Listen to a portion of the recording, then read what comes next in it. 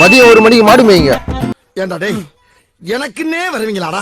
எங்க வீட்டுல என்ன மேய்க்கதே கஷ்டம். இந்த அவமானம் உனக்கு தேவையா? நீங்க 1 மணிக்கு மாடு மேய்க்க சொல்றீங்க, ஆசைப்பட்டுட்டீங்க. மஜா பண்றோம், மஜா மட்டும் தான் பண்றோம். இது என்ன பிரமாதம்? இது விட பெசலைட் ஒண்ணு இருக்கு, கூவுடா. பாருங்க மக்களே, மாடு மேய்க்கிறோம் மதியம் 1 மணிக்கு.